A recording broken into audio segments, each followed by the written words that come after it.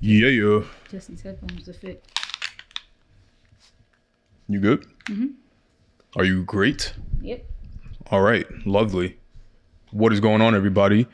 It's your boy Alex G alongside the one and only Mal Waves. And this is the Couple of Things podcast where we're here to talk about a couple of things. We got a great docket on going on today.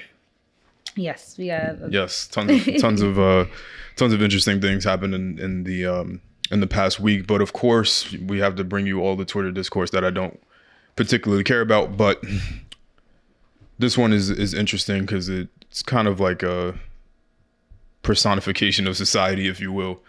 But this is and me saying that I don't care about it is not about this particular topic. Just the way people's mentality is on social media, but Twitter specifically, because people could put out their thoughts and all their opinions and things that really are not backed by any sort of education or life skills or anything like that. But this particular situation is the recent passing of Kevin Samuels, which was Thursday, the 5th. So 2 days ago. Was that Wednesday? That was Thursday. That was Thursday. Oh, yeah. So first and foremost, rest in peace to Kevin Samuels. Anytime anybody loses their life, it's definitely a sad moment. And that was like unexpected. Yeah. Like literally, I think I was talking to you, right? And I was like, Kevin Samuels dead? You were like, wait, what? Yeah, it's interesting because everything always comes like as a shock, and sometimes things are a shock because you expect people to live forever, and it's like sometimes you forget that these people, well, I don't forget, but if you never meet these people, that's the problem with social media in some way, and this is what we're going to talk about like when we get into everyone's reaction to it. But it's like sometimes you don't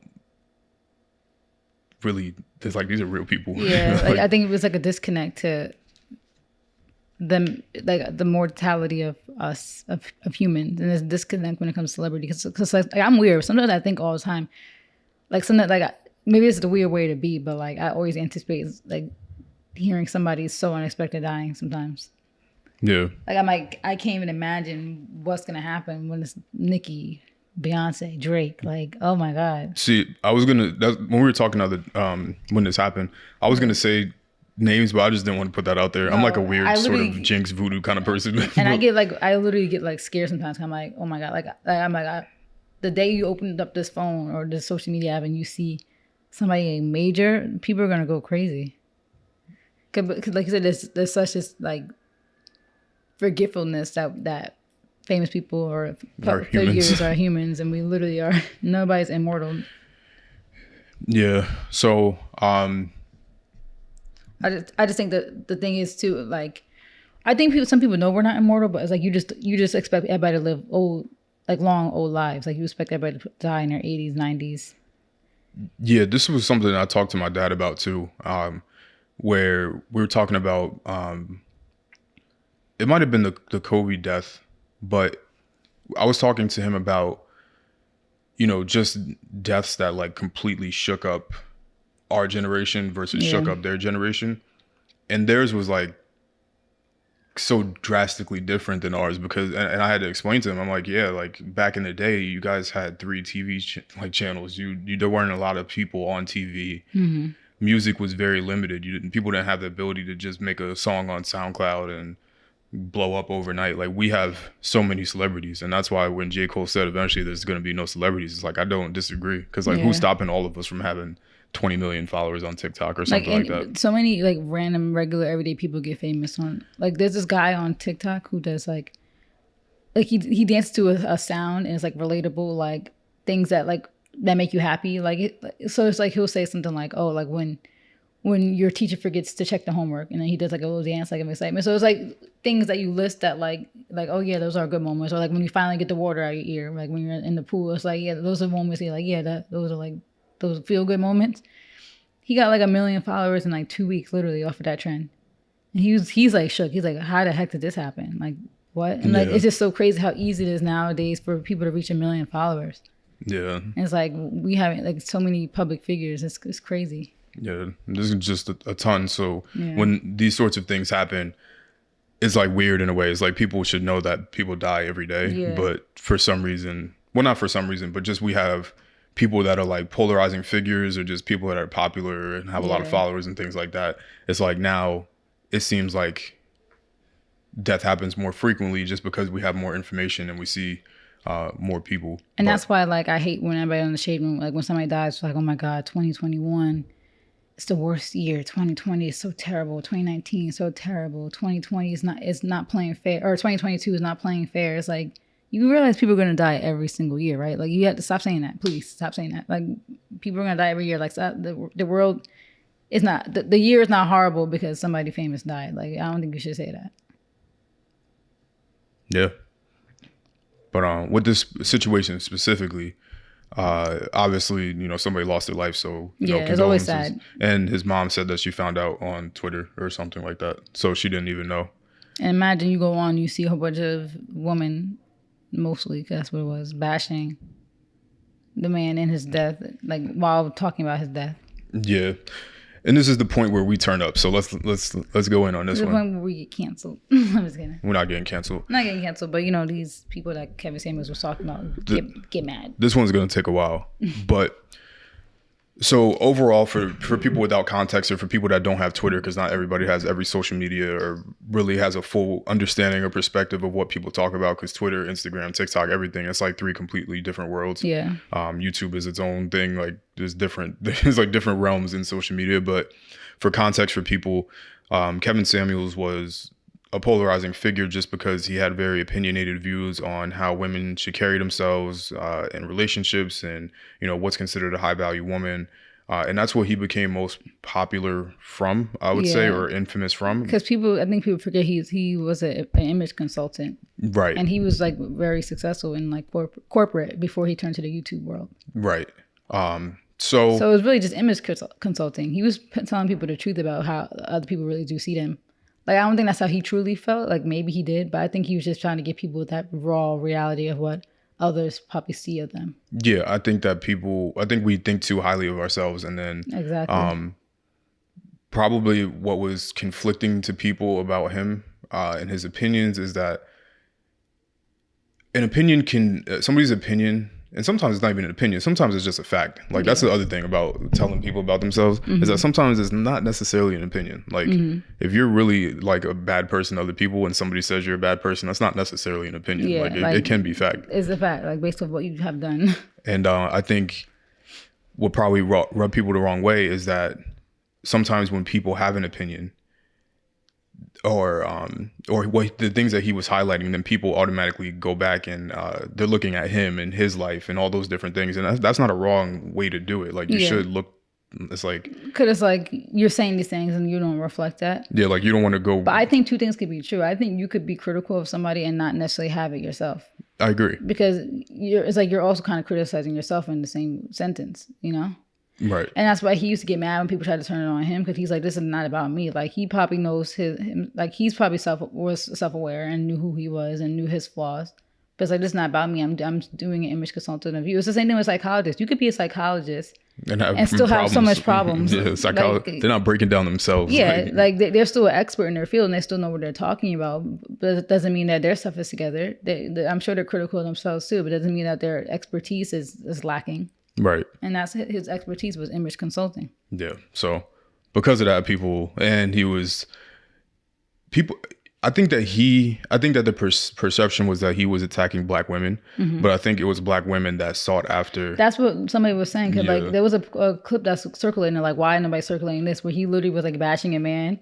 He was like, how tall are you? And the guy was like 5'10". He's like, how much do you weigh? And the guy was like stumbling. He was like 2 something. He was like 280, 290. And then Kevin Samuels was like, you a fat motherfucker or something like that. I was like, that's crazy that he said that. But like he criticized men too, right? Like, and then people in the comments were like, why is it that they're seeming like this is an attack on black women? They're like, because black women were the ones consuming his content. Black women are the ones in his comments. Black women are the one calling in.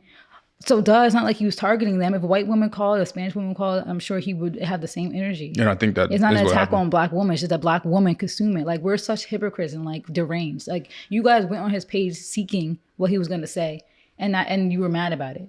Like you cared for how he felt, because why are you so upset? Why did it hurt you so much? You called him. He's not attacking these people willingly. He's only criticizing people who called him. And he also didn't attack everybody that Yeah. called in, because like he said in some of his videos, like if you come in with that energy, then that's what you're gonna get in return. He praised people. Like I randomly used to watch. I was so bored. It's like he praised people. Like there was this girl who was like a little younger than us. I think she might have been 23, and same situation. Like met her boyfriend in college, and like he was like, it's good for you guys. Like he was praising their relationship and like saying like that. The age that they're at now, like this is a good time to start thinking about marriage and all that stuff. Like he was giving praise to their relationship and to her and how she is to him, treats him. So, but people always want to point out the negative because it hurt them. Because what are you so mad about? Yeah, and that leads us to the bigger point, which in general is just the overall. Look in the mirror. He's right. You're fat. The overall reaction to his passing was, I would assume to be, because I'm not on social media like that, but I would assume it was overwhelmingly negative. It was. I did happen to come across a post where, and honestly, the most likes were people like smoking all the people that were like making fun of it. It's weird because it's like different. Wherever you're at is a different That was response. the shade room. Because the shade room, a lot of comments were positive. Like no matter what he said, he never wished death on nobody. He never killed nobody. He never did anything that detrimental in that aspect of like death. For you guys to be praising this, like, so shade room for once was positive, so I'm happy for that. Twitter, it was negative. It's all these fake feminist women, all these women that hate men, no matter the world, who are fat, like Kevin Samuels was. So you look at their profile, you're like, oh, well, I see why they're. Yeah, it struck a nerve. Sorry, not to be me. I'm not making fun of fat people, but it's like clearly you're upset. But hold up. Is that even is highlighting something about somebody making fun of it? No, because it's a fact. In your statement, I'm skinny. Like if I've been called a stick twig all my whole life. Yeah, it hurt a little bit because that's still it's still offensive, but it's a fact. I am skinny. Look at my wrist. It's a stick arm. No. But you're fat. No. But that's different, right? So you're saying somebody compared you to an object, right? Yeah. So that, okay, if that's offensive, like if somebody called a fat person a bowling ball, that could be offensive. Yeah. But is calling somebody fat if they're fat, or is this calling somebody skinny if they're skinny, or calling somebody muscular if they're muscular, is that offensive? No, it's literally a trait. It's a characteristic. Yeah, okay. So you're upset about being called what you are. Why does the word fat affect you so much if you are proud of being fat? And it's not just there were a lot of overweight people that were, they caught strays and things like that from his work, but it was just in general. And he like we said too, he's an image consultant. He's speaking facts. Like he's saying, yeah, there's men out there that don't care for that, but a lot of men do, and like that's the reality. Like this is just their preference. And I think the other thing too is that even though it's just the irony that. But it's funny. People keep saying that he died from a cholesterol. Like they're just making up stuff. And I'm hearing he had cancer, like Hodgkin's disease. Like he was diagnosed when he was in college. And they're saying that people who have that disease are 3 times likely to die from heart-related issues. And apparently he was stage 3. Like I saw a clip of him talking about it. So it's like, look at you guys spreading a false narrative that he died from cholesterol issues when his body is still warm. Like he didn't even get an autopsy yet, and people just making assumptions because they're so upset about what he said. Yeah, I never honestly thought he said anything crazy. But the other thing that I think is important to highlight too is that him talking to certain people was not to be taken as a generalization of other people, right? So if he's having a one-on-one conversation, asking people what are your traits, characteristics, asking them questions, and then he gives a response. And then he also asks, what do you want from a man? Yeah, and then if he gives a response, that's not then an attack against a whole community of people that are overweight or a group of people that have too much money or like whatever. Like it's not. It's very personal. So for a whole group of feminazis to get angry at what was being said is like confusing to me. And what else is confusing too? Like, why is it that women all day bash men? I want a man that's 6'3". You guys are short men. Like you're coming at characteristic of a man being short, but God forbid a man calls you fat.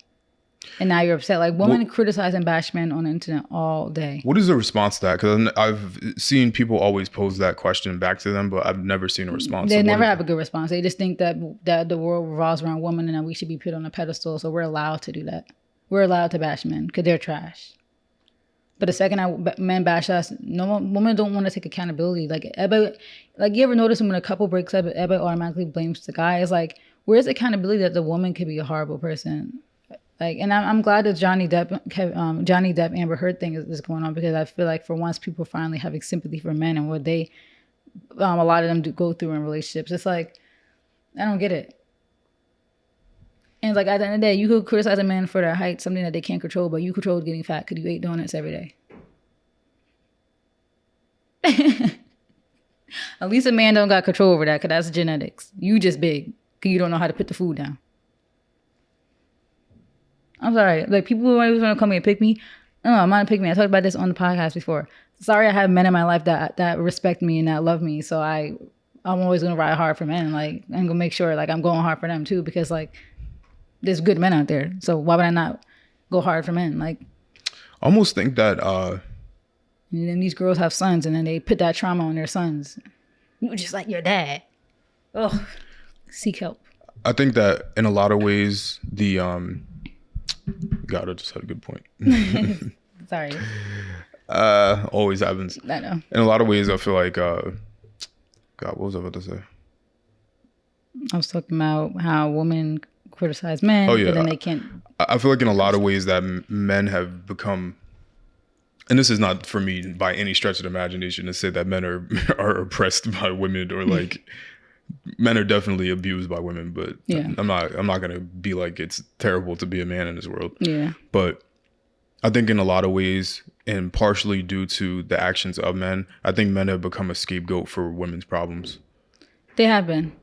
Because it's like, men have a lot of men do have their issues. Like, of course, there's a lot of history of the physical violence. Obviously, we see rape and how heavily it is with men being the perpetrator. Obviously, human trafficking. There's a significant amount of obviously things. Like when you hear about the cheating, a lot of times it is. Well, the thing is, like, we hear about the men that cheat, but there's a lot of women that cheat, and we just don't hear the stories because men are not going on to Twitter to tweet about them the same way women do. Right. So it's like, I get it. Like, when it comes to like at least like the violence, right? Like, obviously it's heavily men, and that's just because of obviously the makeup. Men are usually stronger, so I get that.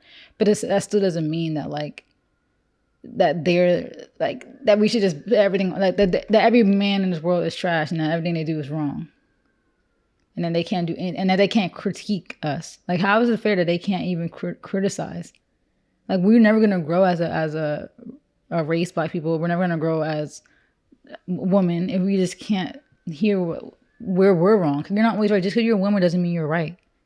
Not all women are good women. Not all women are good partners. You guys don't even like listen to your men talk. You tell them, go to therapy. I don't want to hear it. But you think you're the prize. You can't even talk to your man and hear his feelings. Like, I'm gonna put you on the spot here. Oh. Yeah. I'm gonna help you get canceled. Yes, cancel me, guys. I like when people come for me. Honestly. No, you don't. No, I do, because I like to talk my shit.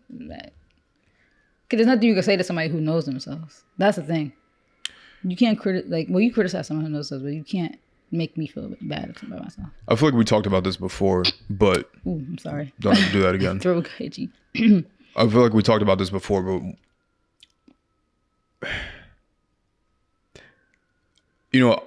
what's your opinion on the whole? You can never say anything or do anything negative to a Black woman. And you're a pick-me, so I know what your answer is going to be. I'm not a pick-me. Don't call me that. I know what your answer is going to be. Pick-me seek validation from men. I don't care for any men in their validation of me. I've been with you for almost 7.5 years. What's your opinion on that? I'll give my opinion. It's dumb. So I could give you. It's dumb. That's why we're forever gonna be stuck. That's why, like. Let me save you real quick. My opinion is that I don't think that's almost honestly like emotional manipulation, right? To say that, and on both sides, if it's never say anything negative about a black man or never negative a black woman can't do no wrong. Like that kind of thing. Oh God, that's so crazy. It's like literally psychotic. We're not perfect. Nobody's perfect. And like, you're not going to grow without criticism. And you know, it's funny. Some girl online earlier was like, we don't need to hear critiques. That's what friends and family are for. And some guy laughed. He's like, your friends and family don't be telling you guys about yourself either. Like, stop.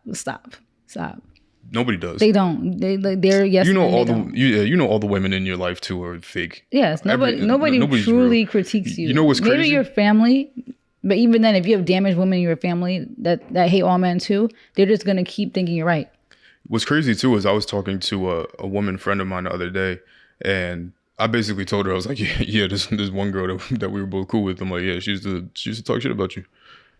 And she was like, damn, really? And I was like, are you shocked? Because you talk shit about her to me. Yeah, like all the women, I don't want to generalize, but basically all women have that same fakeness about themselves. A lot of these friendships are built on like people just not wanting to be alone. People wanting to have a certain look. People wanting to have people to party with. Yeah. It's no genuine connection deep down. And to generalize men, I think men can be very catty in that way too, but I don't think it's the same. Like, I don't even think it's close on the same plane. Yeah. Like, a guy is not talking crazy about a guy and then going to be around him. Like, that's just weirdo. Like, it is very weird. It's weirdo energy.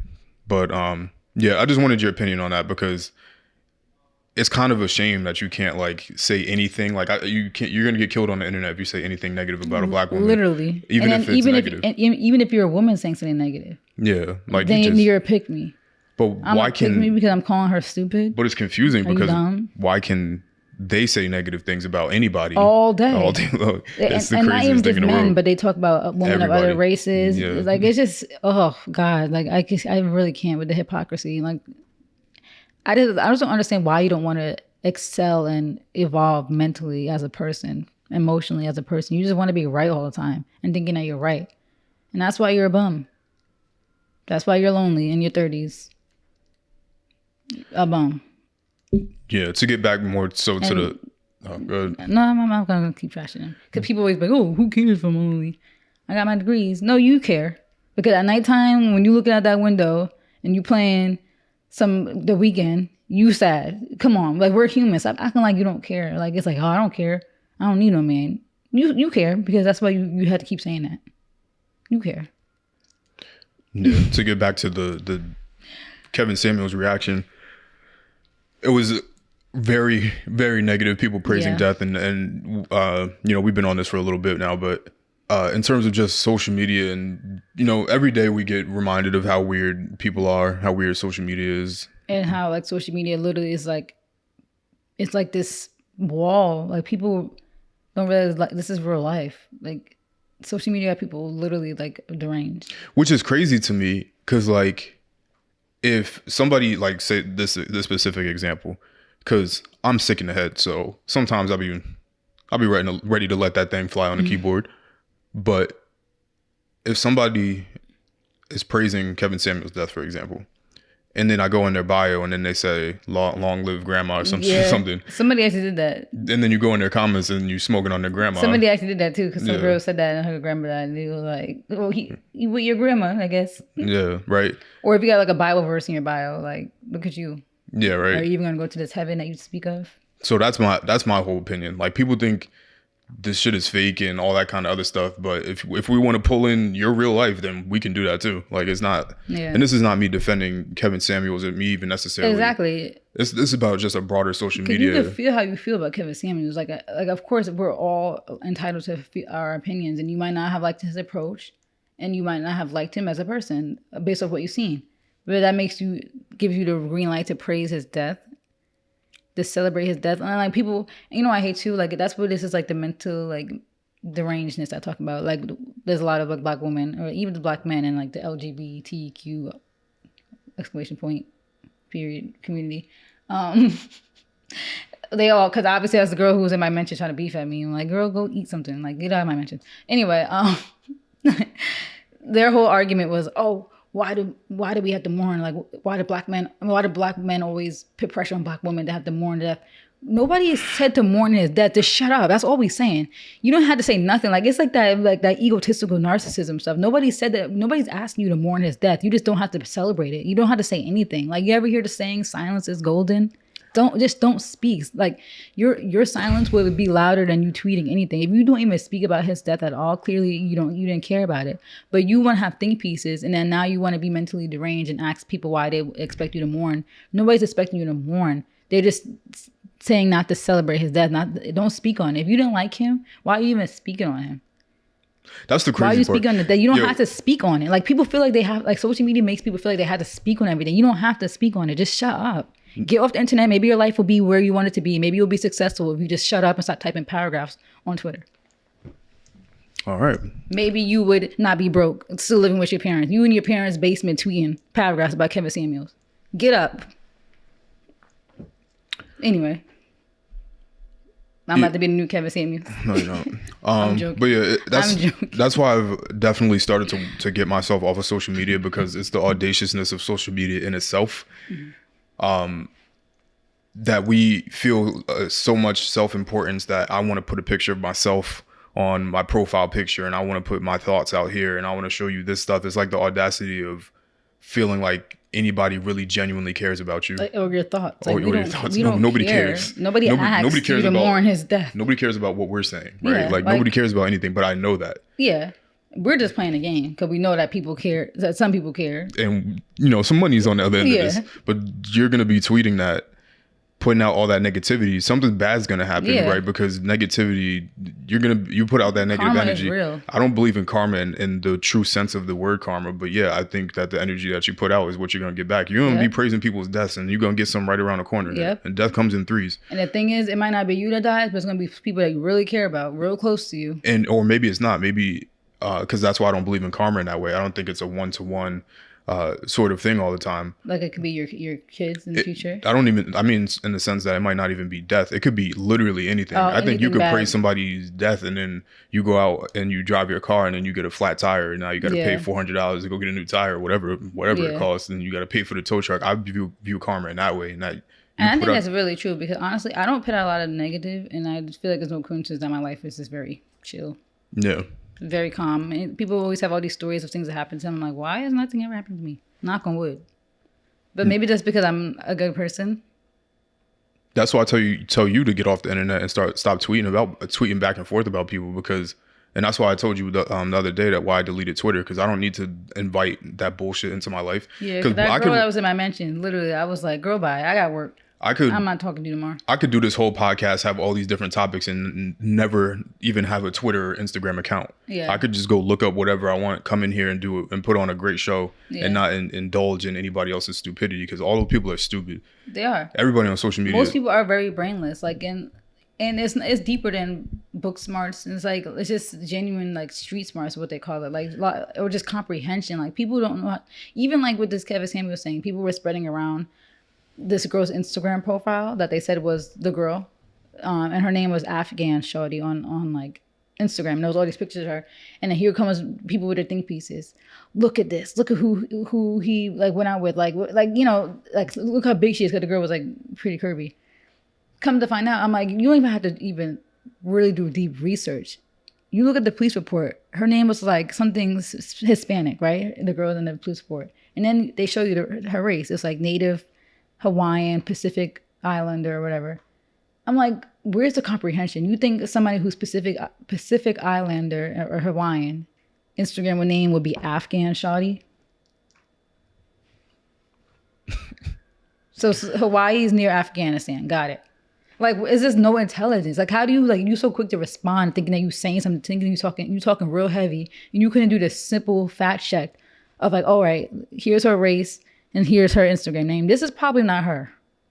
But you just wanted to put out your thoughts because you think you're so important. Wanted to put out your thoughts about, look, he was with a fat girl. He died with a fat girl. And that wasn't even her. Like, and now Afghan Shawty got catch strays. When do you think, and you know what the crazy part is? Because I damn sure wasn't on Twitter even when I had it for like a significant amount of time. I wasn't scrolling through any of that stuff. Like, I cannot deal with that. Like, people don't even You telling me people don't even know you can have multiple resumes the other day. I was like, okay, all right, this is specifically why I deleted this thing. But yeah, people, God, I can't. But I'm not gonna why? get into that. I always forget my point. Every single time, I need some. No, I need some sleep. Is what is really what it is. But what age range do you think the people that are saying these things typically are? It's like a two-part question. Probably between the age of like, because I'm sure a lot of these people are younger than us, talking stupid, thinking they're saying something. So probably between the age of like 18 and 30. But there are a lot of like the older, bitter women that are still very dumb and still just very active on social media because they're bums. They're probably like in their like 40s, low key, 50s, high key. I feel like I'm judging anybody that uses Twitter. The only reason why is because let me get no. I know I'm judging. I judge you for using Twitter, but because Twitter's not what it used to be. I'm judging them because I'm sitting there thinking, I'm like, what? It's a little bit, because Twitter to me is a little bit different than Facebook statuses, which is basically the same thing. But Facebook status to me is just like updates, like life updates. I feel like Twitter isn't like that. I just feel like when you're in a certain age range, it just becomes crazy to me. Like it's just a personal thing. So I won't judge you or anybody else. But for me personally, I just can't imagine myself being like 35 and like tweeting my thoughts. Yeah. Like I just can't personally. And me neither. Like with kids or like. Could I get like age is like, it's just a number, right? Yeah, but it's just like. But after a certain point, it's like, come on. Yeah. Like you should be so busy at that point that you don't have time. And like why are you running to Facebook? Makes sense. You want to reconnect with old people, and that's where it became. Update your family and sure, extended family and friends. Okay, got it. Gotcha. But it's not as like fast as Twitter. I feel like even Instagram. Like okay, yeah, you want to share your pictures. Yeah. But Twitter, like you're gonna be 37 tweeting about this kind of stuff that we're talking about your sneaky link. Like, come on, bro. Go get married. When do you think people are gonna be humbled? And then. That's all I have. I think most people are already humbled. They wake up. So. Well, okay, yeah. You know what? I think a lot of people, especially in the 18 to like 30 age range, feel like they still got time. They still have this delusion in their head that they're going to be the next Jada Waiter. They have this delusion that they're going to be famous one day, that they're going to be rich. But they're spending all this prime time in their life to build that foundation for themselves to actually make that happen. Tweeting, doing nothing, not doing anything productive, right? So I think people will be humbled, like maybe when they get a little older, when they wake up and realize, what did I do with my prime? You're giving them too much credit. Paragraphs. You're giving them too much credit. I don't think that people that have that mentality now, and sorry to cut you off, ever be humbled? I don't think that they'll ever be able to put two and two together. Because to me, if you have the ability to have that thought, then you wouldn't be on Twitter tweeting paragraphs. You would have the ability to have comprehension skills, or the ability to have empathy, or the ability to really think and understand and have an opinion that exists outside of what you just saw on Instagram and Twitter. Yeah. And just not being stupid, not making excuses for yourself, not looking to men or looking to other women and society as scapegoats and all these different factors are the reason why you are where you are. I don't think that people that tweet and Instagram and post all these long captions and think pieces and are in the shade room or even follow the shade room at all. First of all, if you follow the shade room, it's crazy. It's very crazy. Because you want to be up to date with like that's crazy. Weird. That's very weird. Nut shit. I would never. But I just don't think that it'll ever happen. Yeah, because even when they get humbled, they won't attribute it to... They won't. They'll make excuses. Yeah. Oh, it's Biden's fault. I know. Biden controls the gas prices too, right? I know.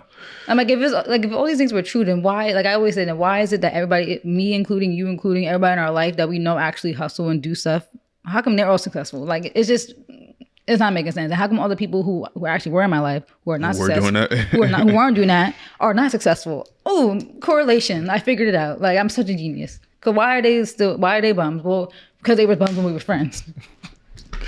Shocking. But how come everybody who's hustlers are successful right now? How come everybody who's in AKA, of course, because AKAs, you have a certain GPA to get into it. How come they're all successful? Nobody's blaming Biden because they're not bums. Anyway. I'm sorry. I just get so passionate about it because people make so many excuses and they haven't worked hard a day in their life. Ugh. let's keep it on. Anyways, rest in peace, Kevin Samuels. Yeah, rest in peace, Kevin I don't Samuels. talk down on anybody's death. I don't. And anybody unless you're Hitler. Hitler, of course, R.I.P. Bozo. But Kevin Samuels is not Hitler. So rest in peace. It's sad that his mom had to find out on social media. People don't even think about his family that's reading these tweets. Like, they're just evil people talking crazy, whatever. We're on rest in peace. Yeah. Staying in social media and weirdo shit. So Drake, Drake. It's apparently not worse with them too. The couple. With the couple, they really they milking just keep it. Going. They keep going. Yeah, but yeah, you give the background story. For context for everyone, so we were just for clip purposes. For those of you that are just listening to this particular clip, we were just talking about social media and Kevin Samuels previously, and people not really understanding that celebrities are real humans. Mm-hmm. So Drake recently got into a little interaction with a random on social media. Basically, it's people criticize where the conversation came from was people criticizing Ja Morant. For those of you that don't know, Ja Morant is a very talented NBA basketball star currently in the playoffs. That's one who got 45 points Saturday. Mm-hmm. He his dad is just like any dad is for their son. You're watching your son playing the NBA in the playoffs against one of the greatest shooters, the greatest shooter ever, and Stephen Curry. He's right across from him, and you're watching him in the playoffs, and they won. That crazy. Game is 1-1. That's a crazy perspective. You raised this kid from nothing. And you was there at his basketball games in middle school. You watched this kid grow, and same with the criticism that people had about LeVar Ball, where they were saying, "Oh, he's crazy," and blah blah blah. It's because these people are fatherless and they're sad and they're upset. They're jealous. I think that's part of it. The other one, I'm gonna make it a race issue. I think that people are not used to black men. Yeah, or they don't like the concept of a proud black father supporting his son, because I don't see I don't see like a similar reaction coming from a white father and a white son. Yeah. Personally, I'll make it a race issue. I'll stand on that ledge. I'll be that black person that brings race and everything. I'll stand on that. No, but race is part of everything. Especially when it's deep rooted. When they don't fit the description of what father and son support looks like, right? And what I mean by that is Ja Morant has one dread, different colors, or two dreads, different colors. He has dreads. He's tatted up. His dad looks like an OG. He looked like an OG black, like real dad. Sunglasses, look like Usher. And Ja has a daughter. Like, it just doesn't fit the bill of what people in their mind they want him to be like, oh, he was raised by his single mother in the hood. Like, that's the story they like to sell. They push that narrative, like, which is not true, like that those things happen, but there are also black fathers that coach their kids through all of that stuff, just like LeVar Ball. So in these sort of situations, I think it rubs people the wrong way when they see a supportive black father supporting their kid. But that's basically where the conversation came from. Drake was like, he replied to a meme, or I don't know what you call them, but a graphic of somebody saying that these two are annoying, whatever. The two dads, LeVar and I don't know Ja Morant's dad's name, but Drake was like, basically in his caption and his reply, whatever, he was saying like, yeah, this is crazy. Like, this is supportive black father. Whenever my son grows up, and if he play, I think he said, if he plays. Like Rubik's Cube. He said if he's in a Rubik's Cube competition, he'll be in there cheering too. Yeah, that's how you should be as a parent. And then somebody replied, of course, everybody's trolling on the internet all these days. Somebody said that he'll be, what he said, playing with the ghostwriters. That was a funny comment though. But it is kind of unnecessary. It's like, why'd you say that? Like, okay. I personally didn't think it was funny.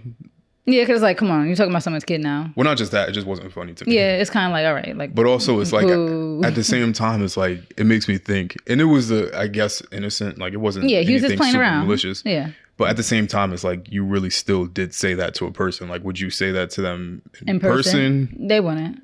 Like. They wouldn't. That's the part that always confuses me. Like when people make their replies, even if it's nothing crazy, it's like, if this person was in this room right now, would you actually say this to their face? That's what the problem with social media is, because it's like this blinders that people have. Like, you're adding somebody, like you're talking to a person. Like, you realize that, right? So like in real life, if you're talking to somebody, they're gonna respond usually. Yeah, like if Drake was sitting right here, would you say that? And that's not to say that Drake was gonna beat the guy up or anything like that. But I don't even think people have the confidence or the balls to just have a conversance in general. People aren't as confrontational as they think they are. They're like, that's what I'm telling you. When people mention me on Twitter, I respond, and lots of times they don't even respond back. I'm like, what you think that I wasn't going to respond? yeah, like if Lil Durk was sitting next to you, not that Lil Durk would do anything physical to harm you, but you're gonna talk about how he ain't sliding for Vaughn. You're gonna be like slide for Vaughn, like, in front of him, like you're not going to do that. And the only time people would do that in person is if they're like, like a basketball game when you have the ability to just scream out at them.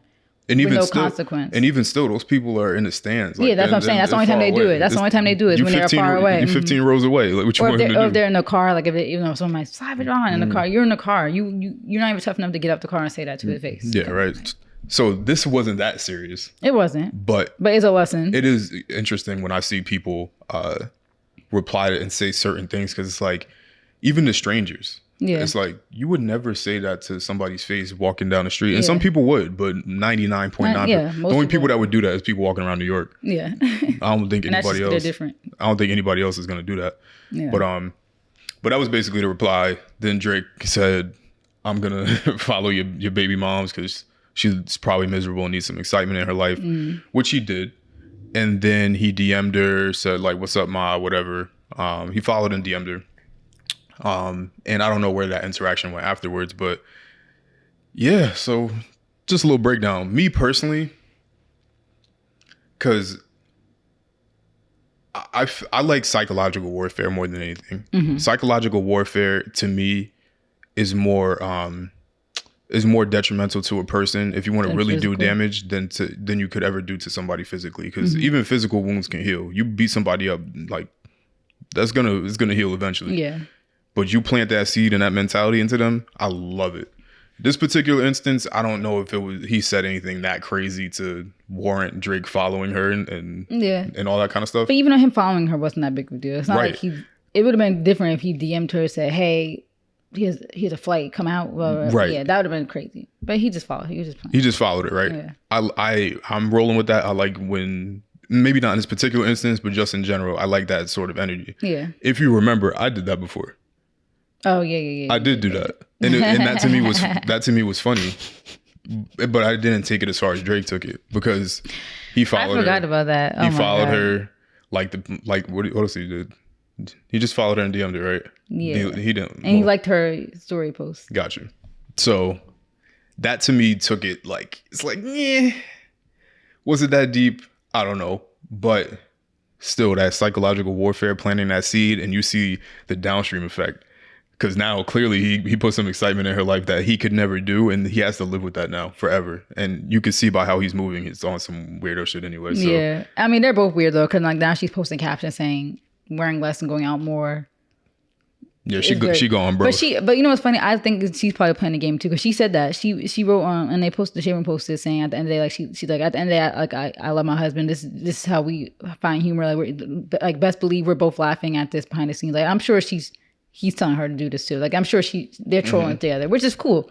I think that's cool. Like take the high road and be that fun couple that's just playing around, you know? Right. Like I have an Instagram post here. I'm not going to put it on the screen because we're not that technologically advanced. It's like, no, I just don't feel like putting it up on the screen for you guys to see. But for those listening and those watching, he posted an Instagram story with a picture of him and his wife. And he photoshopped Drake's face onto his body, and they said that they're hosting Lush Thursdays. I guess that's so. Clubs are reaching out to them to do hostings now. I guess so. Here's the nasty part, right? To me, the woman even entertaining it, and feminists, please don't kill me. But and I know it's not that deep, but to me, in my opinion, I feel like she shouldn't have even like. Well, that's what I'm saying. I think maybe they came up together for this plan, because like if they didn't, then yeah, I felt the same way. Like if it was me, if I was in a situation, I would be like, ew. Like first of all, just like, you know how I feel about Drake. I don't like Drake. I never thought he was attractive, so I instantly would have just hit him with the block unblock, so he unfollowed me. I would have, but then again, it wouldn't have been news. But then who cares? But I would have just not even given any attention at all. Right, because to me, like, she's sending the eye emojis and like all that kind of stuff. At Drake, oh my God, or Champagne Poppy, whatever his name is, stupid Instagram name. That should show you enough how corny he is. But Champagne Poppy's funny. It's corny. It's funny. It's so corny. I think it's supposed to be though. To say Drake, it's so much I think it's taken. Yeah, but you could buy out Instagram names like. No, but I think the other Drake is probably like Drake Bell or something. Oh, probably like another famous person. Damn. But yeah, or Drake the food. But yeah, like you mentioning him and like adding him on your story, it's a little weird. Like I said, unless they came together to do it.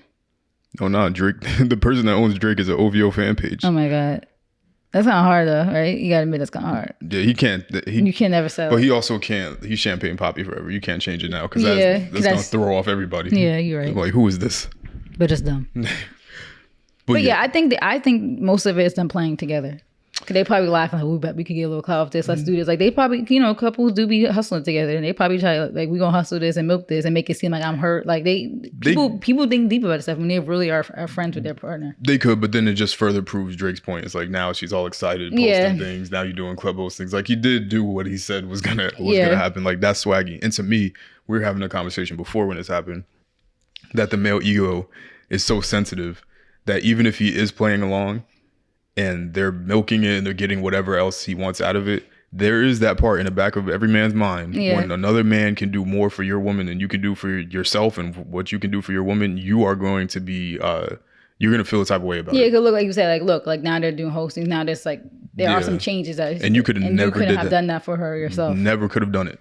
It's gonna bother you. Like it does bother men when the guy that they're potentially in competition with pulls up on your woman with more money, more like better car, better place to live, like that. It's gonna bother you. Like male ego it just works that way. Yeah. So whether he's cool with it or not, he's not cool with it. I promise you he's not, because he would definitely, and I don't want to speak on him, I don't know him personally. Yeah, but you just know how deep down how people feel. Yeah, I'll speak for myself then. I'll put myself in there because if it was the other way around. Because again, like I said, like we were just saying, if I said, would I be saying this to his face? I don't know him, so maybe I wouldn't say it to his face. Mm-hmm. So I'll put myself in this situation. For me, that's how I would feel. Yeah. And I don't think that that's like a insecurity type thing. It's just human nature. It's just human nature. It's like, yeah, I do want to have $500 million to go be able to spend money on my friends and family and my girl to go take trips all over the place and have my own jet and all that kind of stuff. Yeah, I would want that. So if somebody else can give that to my girl and treats her better, yeah, I'm gonna feel the type of way about it. Mm-hmm. I think a lot of men would probably have problems admitting that, but it's just a fact. Like, and I don't think that there's anything necessarily wrong with it. It's like, yeah, you should want to be better. You should want to be able to provide more for your woman. Even though that's not everything. We talked about this before. It's not everything. No, I know, but I'm saying experience. I said treat her better too. I said like anything a guy does better than you that you feel like your woman would be attracted to, like it's gonna make you feel the type of way. Yeah, that's what it is. So I love psychological warfare.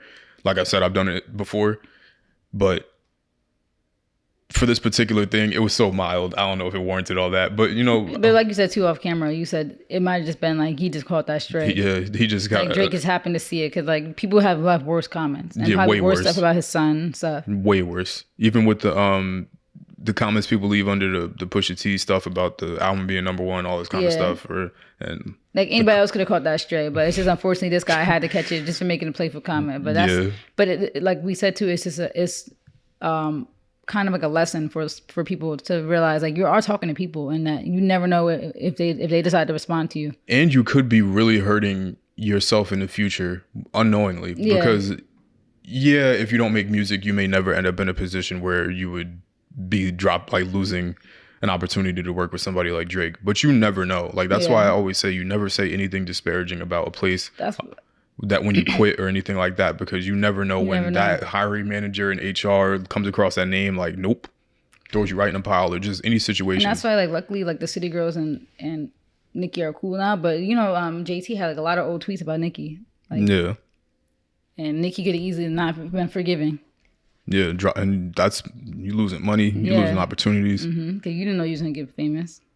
And you also shouldn't be fake. Yeah. But still at the same time. If you still feel that way about her, then... Yeah, stand on it. Stand on it, yeah. But, I thought it was... I think overall it was pretty funny. Yeah. Love it.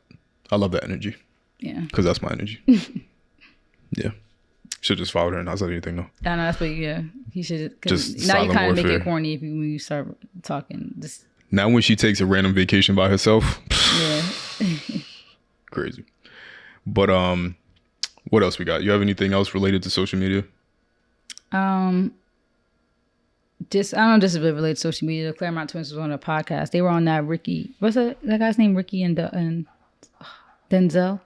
I don't know the name of the podcast. I don't know the name of the podcast. But Ricky you know Thompson. them, yeah.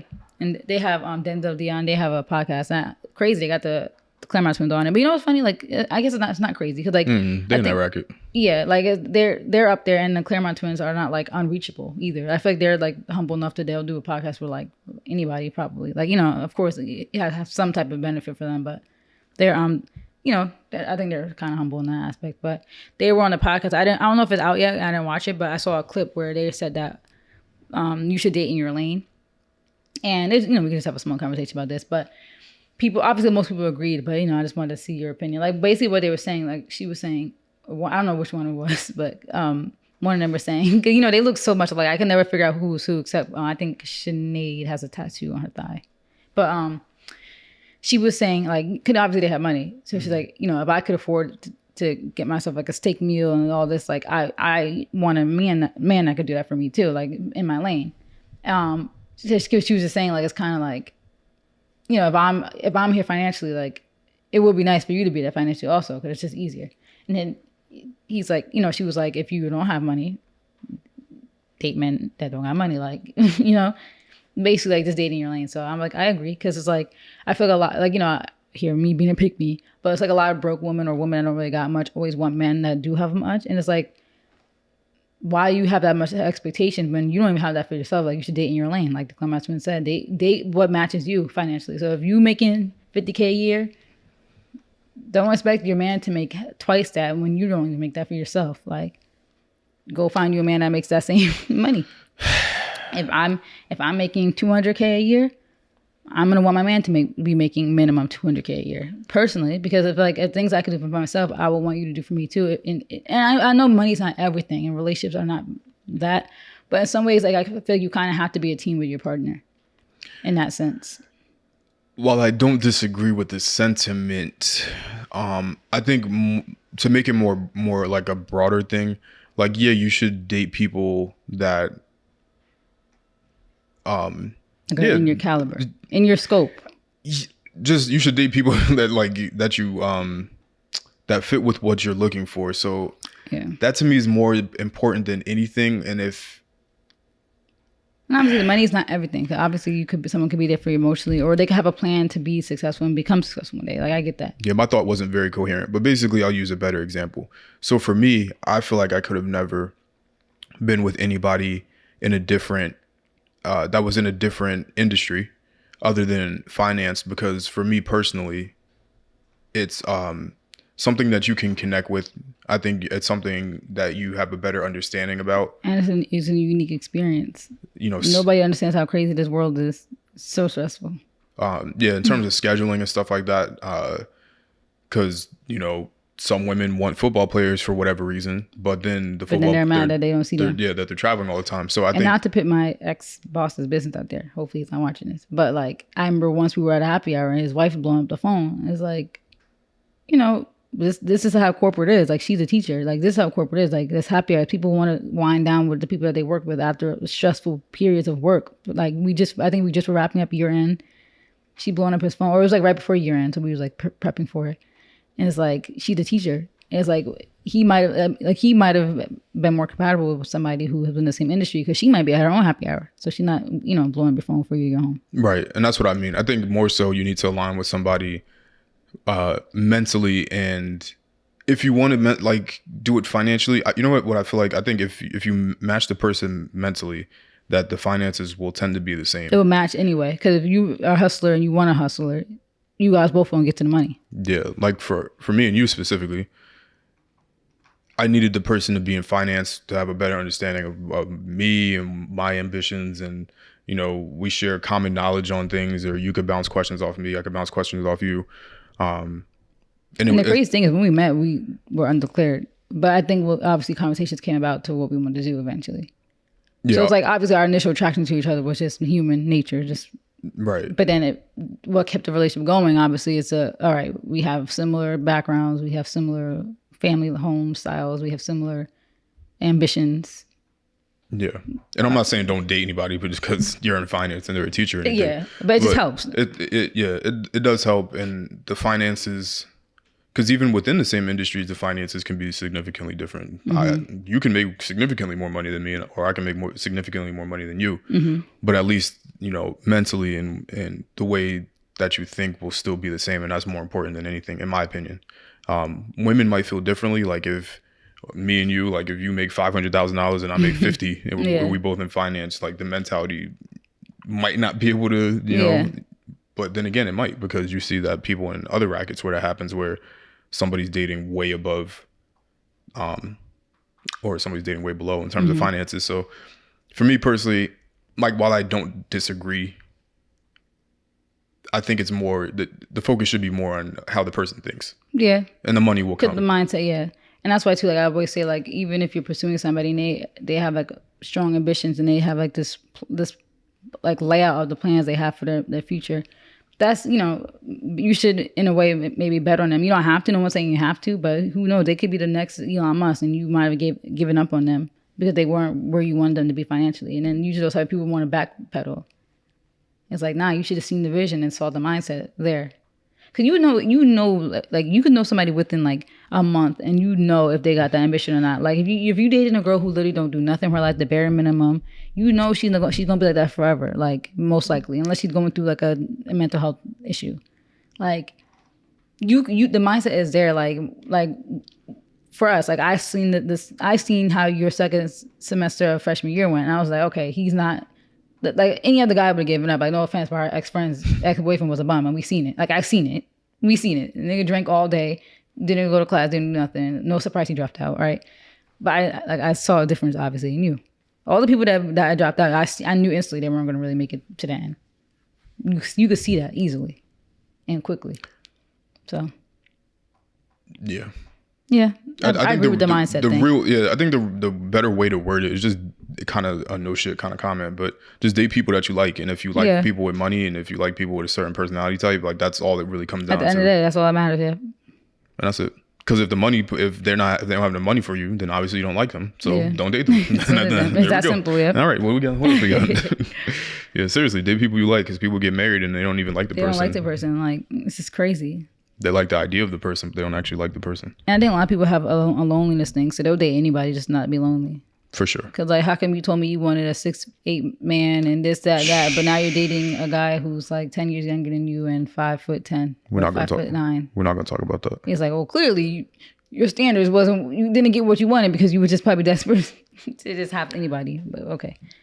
Desperate, not desperate, but I think some people, not desperate. I think some people are humble and realize, wow, like this is a really good guy, and he might not be all the stuff that I wanted him to be. Nah, I think that they just know that they realize they can't. That is not like time's ticking, and you know that's not what you're gonna get, because like we said, you're not a Jada. You're not gonna get a Carl Towns. What's his name? Carl Towns, and you're not a Jordan Woods. Like it's just that simple. It's not simple. Because lots of times those men want hustlers too. Some of them want bums because they want to have control over them financially. And I don't think they do. I think that's you know a myth. I think it's a myth. I think that that sometimes those men get caught up. They just didn't pull out, and they impregnate them on accident. But I know 1,000% that men in the NBA or the NFL or any of these guys, these rappers, they don't want to have the baby moms that they do. They do. Like look how proud little oh my god, Dirk, is it Dirk? I be confused now. Little Dirk is of India, and like all her like endeavors and stuff. Like he be like going hard, like promoting her makeup. Like I'm sure they don't want no girl that they can't even brag on. Yeah. What are you gonna brag on? That your girls did the bare minimum of life and don't do nothing and just mooches off of you? Yeah, I just think that sometimes those guys get caught. They made a mistake, get impregnated the wrong person, and then now they gotta live with it. But ideally, every man wants their ASAP to your Rihanna, that kind of thing. Every Jay-Z to Beyonce. People want those high profile relationships, or just people that match them. People want to brag on their girl and be that power couple. No one wants to be look like a son and a mother's son or father. Wait, huh? Like nobody wants to look like it's like a father-daughter relationship. Like you're just paying for them to live. Oh, yeah. Like you're supporting them. That part. We'll save that for another day. If you want to talk about the daddy issues, but moving on. So Ray J, Ray J recently came out and confirmed what I've said all along, which I think the world probably knew that. But he says that Kris Jenner herself orchestrated the sex tape with Kim Kardashian. I saw somebody in the comments say that you could hear Kris in the background laughing, and I just couldn't stop laughing at that. Wait, so he's saying that she was there? Not that she was there necessarily, that but she just orchestrated what happened with the release. Yeah, because that's I don't know what people talking about. They heard her laughing, are they? No. That made me laugh. Kris in the background like that with the camcorder. But yeah, it was pretty obvious. Like we've seen, like, that's why those jokes don't come from nowhere about how everybody says like Kris Jenner is like the super mom, and that she's the PR. Hopefully, I'm not wrong, but when the Pamela Anderson, when hers came out, I feel like that was Pam's came out first. No, it did. That's what people are literally making comparisons to how Kim K is copying the blueprint. Oh. Because Pamela Anderson had a whole goody two shoes stage where she was all like cleaned up her image. They're saying that Kim's doing that with the lawyer stuff. They literally, if you look at the parallels, it literally looks like she was the blueprint. Yeah. So I think that, and obviously Kris Jenner, that was like where she was in, she's seen all that happen. So she was like, I can do that with my daughter. Yeah, I forget what happened specifically with the Pam and Tommy situation, but I think it was a genuine mistake got in the wrong hands. They left it somewhere, and it was literally a physical tape. And then so that wasn't even intentional. Yeah, and then people made copies, and everybody saw it. Whatever.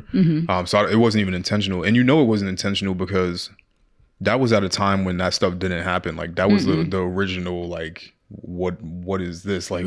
And it's not like cameras was really a thing. Like I wonder, even back in like the 40s, 50s, when like the cameras were like out and stuff, if people were filming. I mean, I'm sure they were. No, they were. Yeah. I feel like I've seen one from the 1800s. I was like, jeez, they were sick. It existed for like 5 minutes, and you already see they were showing the OnlyFans in the 1800s. It's crazy. Yeah, it makes sense. But that was like the first time where like, it was like, whoa, like a celebrity tape. The like, celebrity, because the whole idea of a leak is like these were film cameras. Yeah, like, they were physical. And the only way to things. get a leak, someone had to go get it and leak it. Like nowadays, you can hack iCloud. You know? And like even still, TV wasn't really what it was. TV existed obviously when those two like their tape leaked, but it's like there was no social media to spread it. Like it wasn't in everybody's household. Like you couldn't. It was you just couldn't go on different. the internet and just search and share it with everybody. Yeah, like the whole word sex tape. It literally was like a VHS tape. Yeah, and that's where it came from. Yeah, but I just don't. I'm not shocked. Me neither. I think he should have been said that, and I mean, maybe they had a deal for him not to ever speak on it, which I'm sure they did. But then maybe he was just like, enough is enough. Like they're making me look crazy. Yeah, because I think if it happened, it happened. He probably knew they did it purposefully, whatever. And it's like, but now when they're trying to like spin his character to be whatever, like he personally leaked it. Like what benefit would he have? He was way more important culturally at that time than she was. And they're making it seem like on their show, like that he has a second one that he's ready to leak and all that. Ray J is like mad peaceful. Yeah. Like you don't ever. He has kids now. That's what his point was. He's like, I literally have kids now. Like, and you're trying to drag my name and make me look like I'm some creep that was like putting toys in her butt and stuff. Like it's just like some weirdo. I almost feel like, is that defamatory? Because it could be. That's why they gotta watch out what they do in that show, because they think they're so powerful. They stretch that truth. They lost that. I mean, Blac Chyna lost that case for trying to get the money from the same type of suit. But that's because Blac Chyna seems like she's crazy herself, like holding guns to rob set and stuff. But I mean, they got a powerful legal team, but they got to be careful because people might start coming for them in the future years with defamation suits. Yeah, because of their platform and everything else. Remember we were just talking the other day too how Reggie Bush said also like why am I being put out on the show, saying now there's stuff going around how I put her onto drugs. Like I'm a black man with the whole ecstasy thing.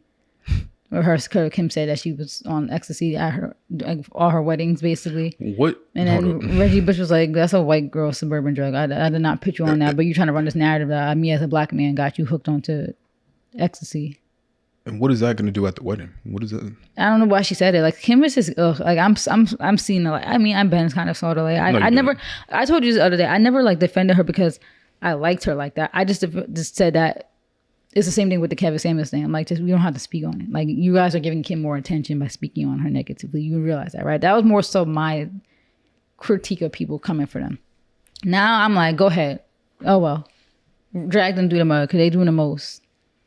Kim talking about she lost 16 pounds to wear that dress that looks stupid on her, like in 3 weeks. Or no, it was like 2 weeks, I think. It's a lot of weight. I mean, you kind of did that though too. The Maryland one? Yeah. She just lost 16 pounds in like 2 weeks, I think, or 3 weeks to fit that dress. So the way that she talked about it is like she glorified it. So like, look at these people that you're putting as examples. Like, now you're going to have these girls trying to lose 16 pounds in 2-3 weeks. Like that's not her responsibility. But it's not her responsibility, but it's just the way that she tried to make stuff like that sound so quirky. You didn't have to tell us that. You didn't have to tell us that. You're not Beyonce. She must sound like Beyonce at Coachella. Beyonce had twins and was preparing to sing and dance for 2 hours. So yeah, she lost weight like pretty fast and was on a strict plan. But she didn't glorify it either. You're making it sound like it's quirky. Oh my God, yeah, I had to lose 16 pounds. Like, ugh, I don't like Kim at all. And I hope they do get defamation suits. I hope they get sued for defamation. Your tone has changed so much about her over the course of this podcast. Because I'm Team Kanye all day, and I don't like how he did her dirty, or how she did him dirty. Kanye flew all the way to LA back to New York, LA to New York, back to LA, back to New York to get that tape. And he was all hype. And then they had to don the show, and she wore the wedding dress. Did all that just to kiss him. Why did Ray J still have the laptop, though?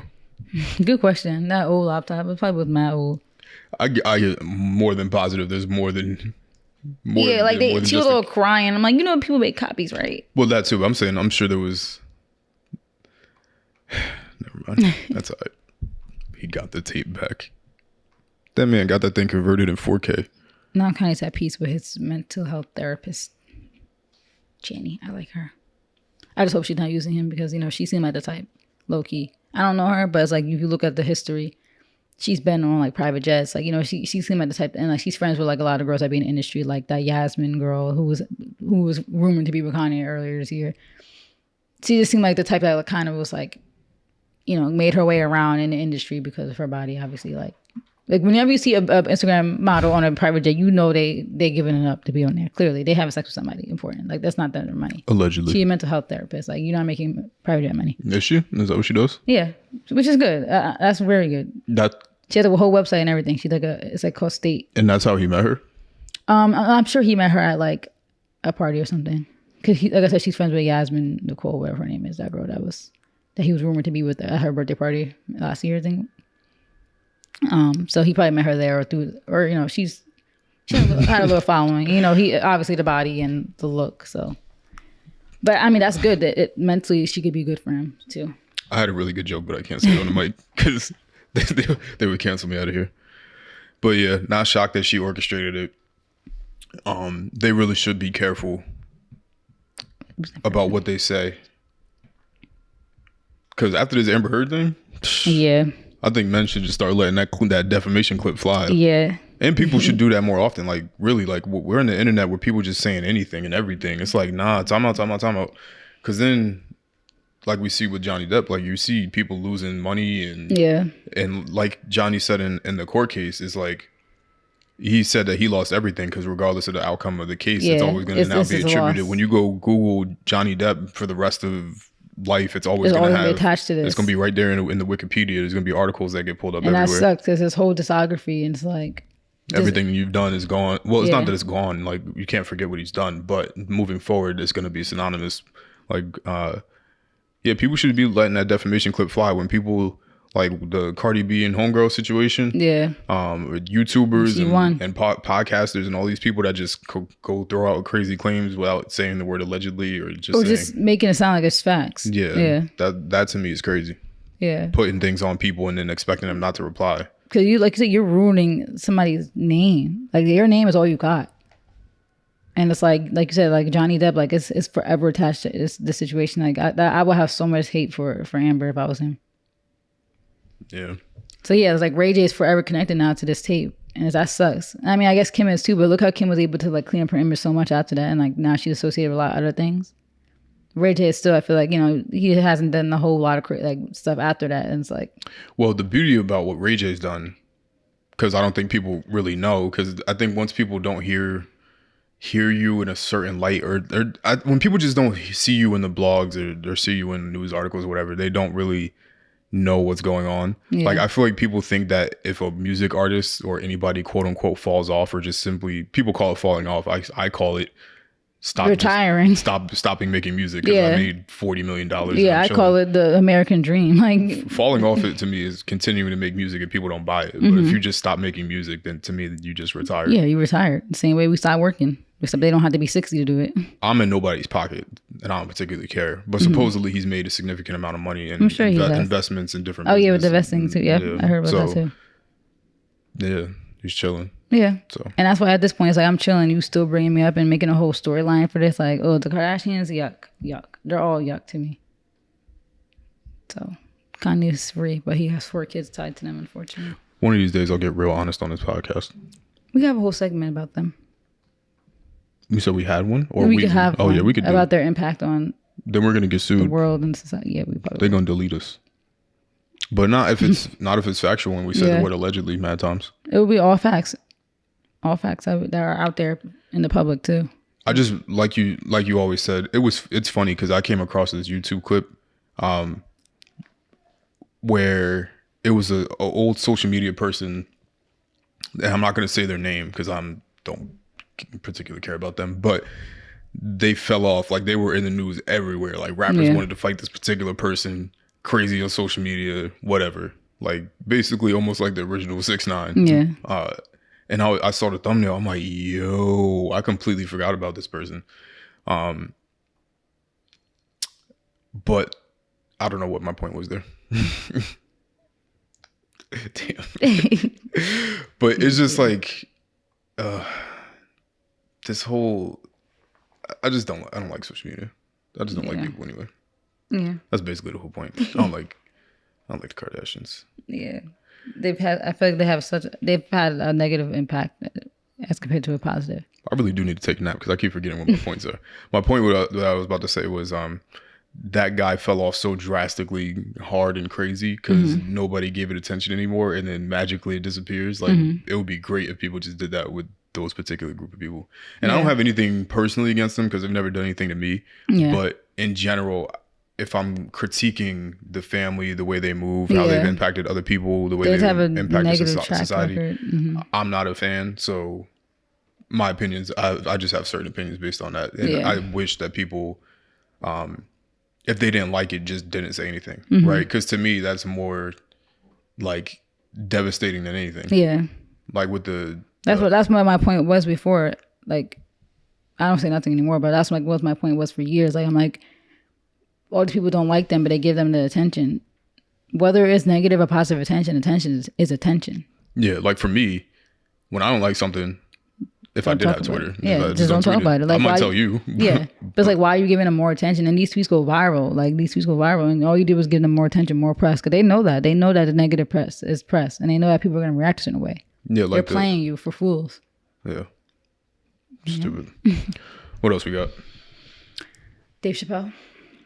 That's not really much to talk about though for him. Dave Chappelle. How many more we got after that? Just one. What is it? That girl who. Oh, okay.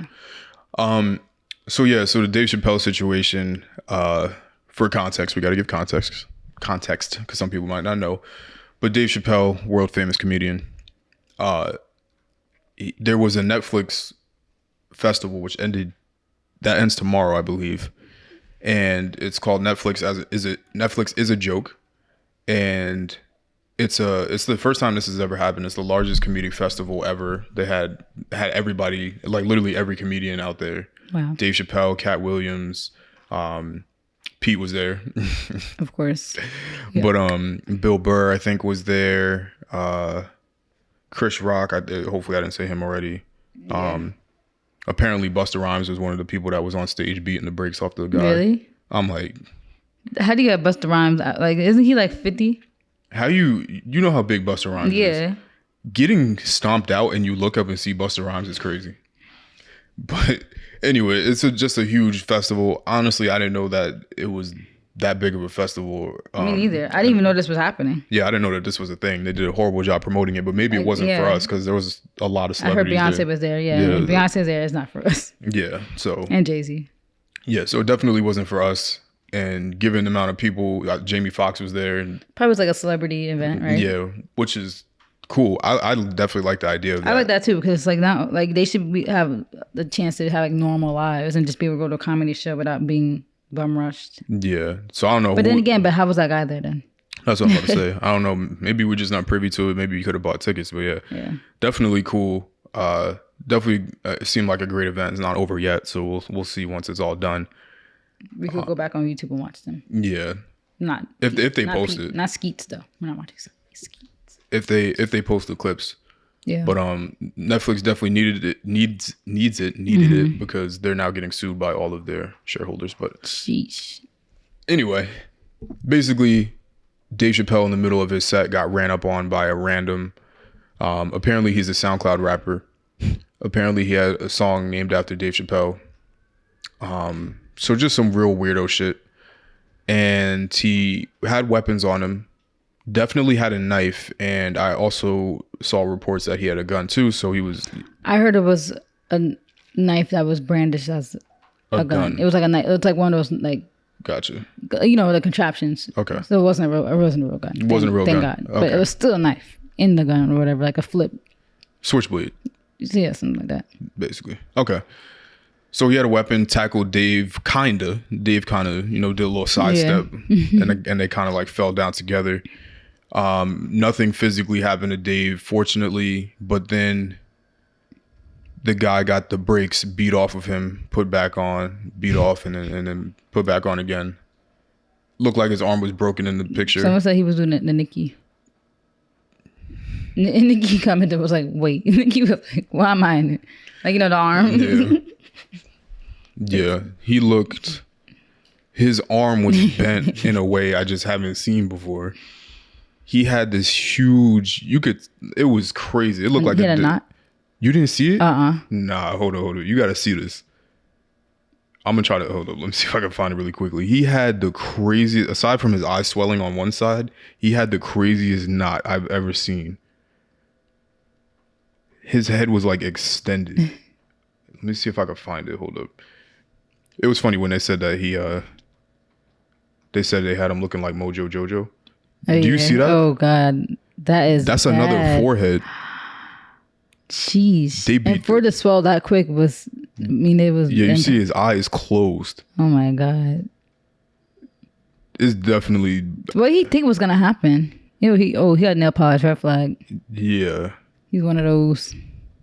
Look at his arm. That's crazy. That's so bad. Is that our neighbors yelling? Yeah, it sounds like, but yeah. So he got the brakes absolutely beat off him. And yeah, so I guess just the overall conversation. I know a lot of comedians came up and spoke about this. There was the Will Smith joke that Chris Rock made, saying that was that Will Smith when Chris ran on the stage just to make sure Dave was good. You could definitely tell Dave was rattled too, with the way that he was telling the jokes afterwards. And, he made a trans joke, of course. He said that was a trans man that ran up on him. But, comedians are going to always joke no matter what. Yeah, like Chris Rock said that was Will Smith. Yeah, was that Will Smith? And then, comedians are always going to joke through situation, whether it's positive, negative, whatever. But still scary. I'm sure he went home and was like, this, like, look how easily something could have happened. Yeah, he definitely seemed rattled to me, in my opinion. And why wouldn't you be? You doing your job. The last thing you expect is somebody with a weapon to be tackling you on the stage. Must have did a terrible job. Yeah, that's the only thing. There needs to be like full body scans, like we have at airports, in my opinion. Yeah, I don't know. Like, I know it's inconvenient, and maybe you want to get people in the thing because people are going to complain, the lines, blah, blah, blah, blah. Yeah, but this is not what you want, right? Yeah. Imagine something would have happened to Dave Chappelle. The lawsuit would have been insane. Yeah, like these venues, they're just not spending the money on security. Yeah. And I'm sure if I go look at Netflix's stock on that after that event happened, it's like not only are they going through bad situation right now in general, but now your festival, you got people with weapons coming and running up on Netflix. Somebody got something out for Netflix. Yeah, somebody need to help them. But glad Dave Chappelle's okay. Mm-hmm.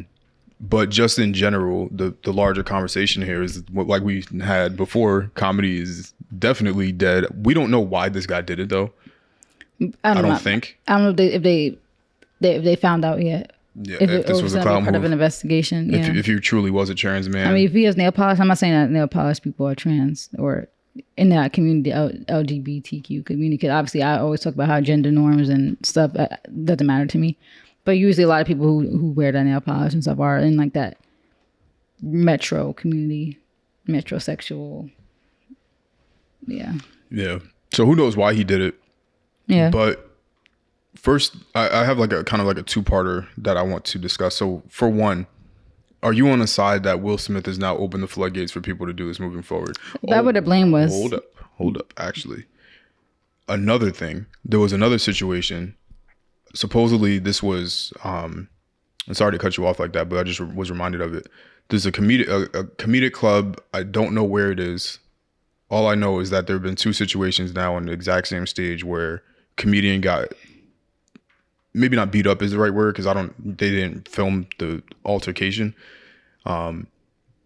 They got people in the crowd got physical with them, hit them, whatever, and then they like end up off camera, and who knows what happens after there.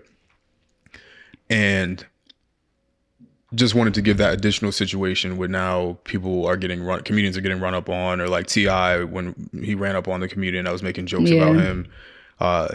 Just in general, it seems like now there's kind of been like a switch with comedians and people, because there's always been hecklers, right? Yeah. Like heckling is just a But part now of people comedy. are bold enough to go run up on the stage, right? So with that context, do you think that Will Smith is responsible for this new kind of shift in the way comedy is being received? I think he's partially to blame. I think he did the thing that everybody always wanted to do, because that was like a lot of comments after the Will Smith situation happened.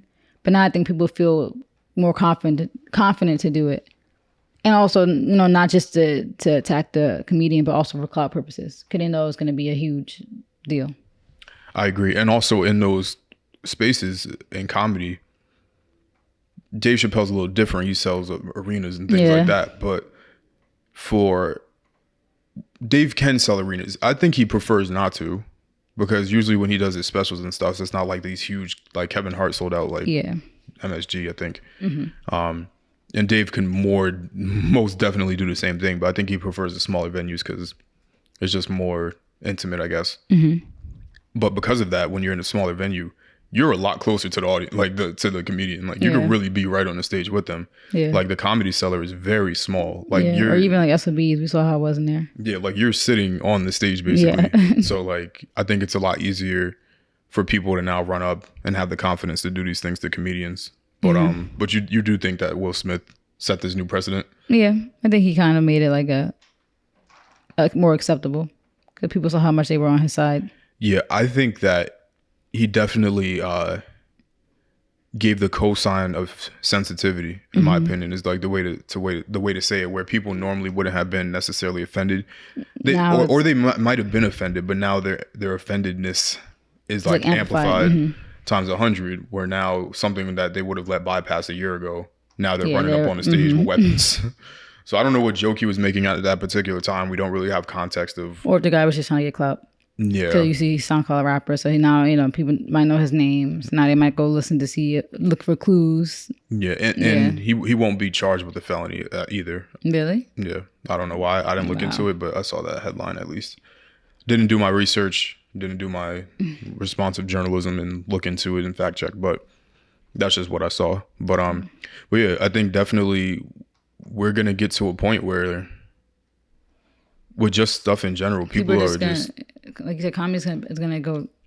I mean, I hope it doesn't change, but I think, why do people be offended and go to comedy shows? Yeah, people like it's like kind of like bringing the Kevin Samuels thing back. Perfect. With wanting to go like calling Kevin, like you want to get like you must have like they get a fetish. Yeah, people get off on being offended. Like, why do you put yourself in these situations? Why do you call Kevin Samuels and you knew who he is and what he says, and you setting yourself up? Same thing like for comedy shows. Why do you go there to be offended? Why do you go there to be mad? It's like the white people who go to like the black comedy shows and be mad that know that they use rape race. Sorry. Whoa. My bad. Oh God. We're gonna get YouTube's so good.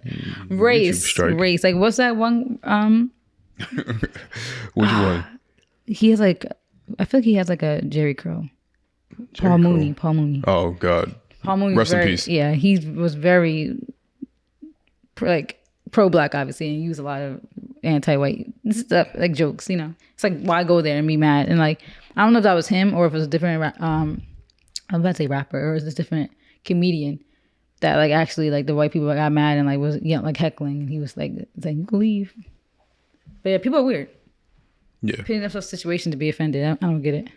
Knowing what the content is going to be. Yeah. Like, that's what black comedians are for black people. Yeah. So the jokes are for us. Yeah. So that's the things that we joke about. It's like other races and how they treat us. Yeah. So if you don't like that, then, hold your neighbor accountable. Yeah. Yeah.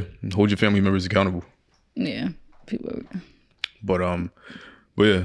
So hopefully moving forward, we can still have comedic shows. Yeah, because I would hate for the industry to change because of this or stuff like this. Yeah, or people just do specials without an audience. Mm-hmm.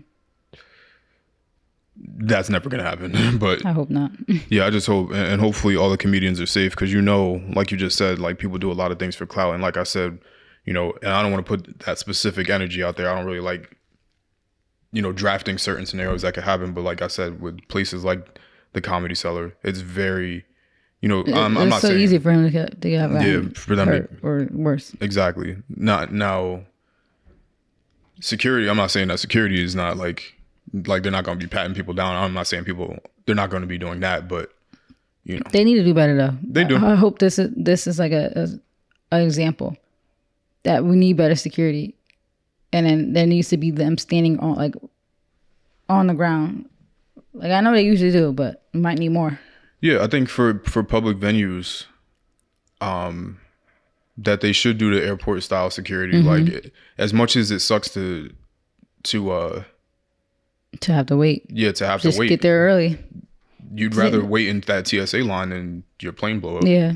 Same thing we said for the subways.